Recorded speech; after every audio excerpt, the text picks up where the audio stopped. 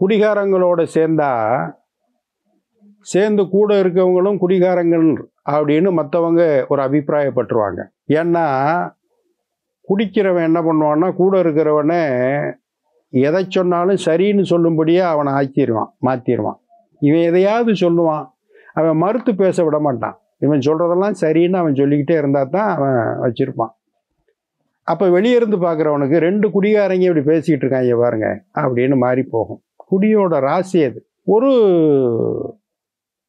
கிராமம், அந்த கிராமத்தில் ஊர் ஓரத்தில் ஒரு சுடுகாடு இருக்கு. சுடுகாட்டுக்கு பக்கத்தில் ஒரு ஆரஞ்சு பழத்தோட்டம்.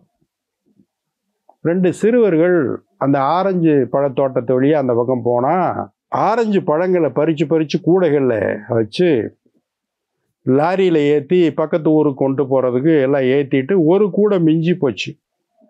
அந்த தோட்டத்து வாசல்லையே வச்சுட்டு போயிட்டாங்க போல் இருக்கு. சிறுவர்கள் பார்த்தாங்க, இந்த ஆரஞ்சு கூடையை தூக்கிட்டு போய் யாரும் இல்லாத இடத்துல வச்சு நம்மளா சாப்பிட்றதா முடிவு பண்ணிட்டு கிளம்பிட்டாங்க.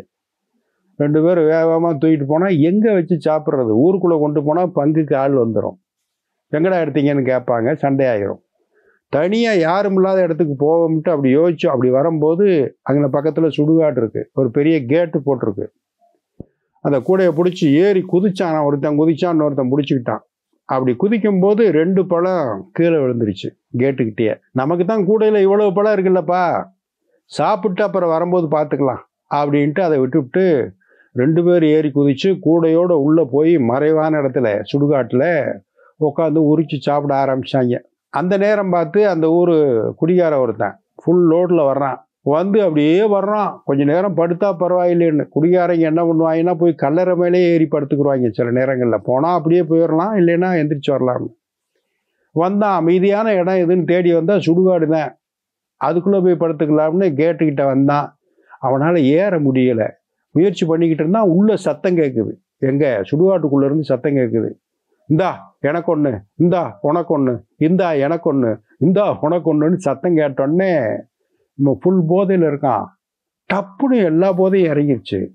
சுடுகாட்டுக்குள்ளே என்னடா இது, உனக்கு ஒன்று எனக்கு ஒன்று, எனக்கு ஒன்று உனக்கு ஒன்றுன்னு பங்கு போடுறது. ஓ, பேயும் பிசாசும் சேர்ந்து அங்கே கிடக்கிற பிணங்களை எல்லாம் பங்கு போட்டு சாப்பிட ஆரம்பிச்சுக்கிட்டு இருக்கோ அப்படின்னு பார்த்தான்ல.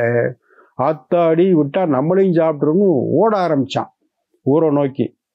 எதிர்த்தாப்புல ஏன்டா இப்படி ஓடியாரான்னு ஒருத்தன் கேட்டுக்கிட்டு வந்தான். அங்கே சுடுகாட்டில் பேயும் பிசாசும் பணங்களை பங்கு போட்டு சாப்பிட்டுக்கிட்டு இருக்குப்பா அப்படின்னு சொன்னான். ஏடா இதெல்லாம் நடக்குமா என்ன அப்படின்னு 2 பேரும் அவன் கேட்டு 2 பேரும் வந்தாங்க. கேட்டுக்கிட்டு நின்றுக்கிட்டு இருக்காங்க. இப்போ பாரு, கூர்ந்து கேளு அப்படின்னா, எனக்கு ஒன்று உனக்கு ஒன்று, எனக்கு ஒன்று உனக்கு ஒன்றுன்னு சத்தம் கேட்டுக்கிட்டே இருக்கு. பார்த்தியா, பேயும் பிசாசும் பங்கு போடுதுன்னு. அப்போ திடீர்னு ஒரு குரல் கேட்டுச்சு. அப்போ அந்த கேட்டுக்கு பக்கத்தில் 2, அதை என்ன பண்ணுறது, 2 கிடக்குதே அப்படின்னால, நம்மளைத்தான் பேசுதுங்க அப்படின்னா. கேட்டுக்கு பக்கத்தில் 2 கிடக்க, ஆமாம் அது எனக்கா உனக்கான்னு நீயே வச்சுக்க, நல்லா உரிச்சு சாப்பிடு அப்படின்னு. ஆத்தாடி சிக்கனம்னா நம்மளை உரிச்சு சாப்பிட்ருங்கன்னு சொல்லி 2 பேரும் பிடிச்சாங்க பாருங்க ஓட்டம். குடி செய்கிற குதூகலங்கள் இந்த மாதிரி இருக்கும். அடுத்த ஒரு நிகழ்வில் சந்திப்போம். இந்த நாள் இனிய நாளாக அமைய நல்வாழ்த்துக்கள். வணக்கம்.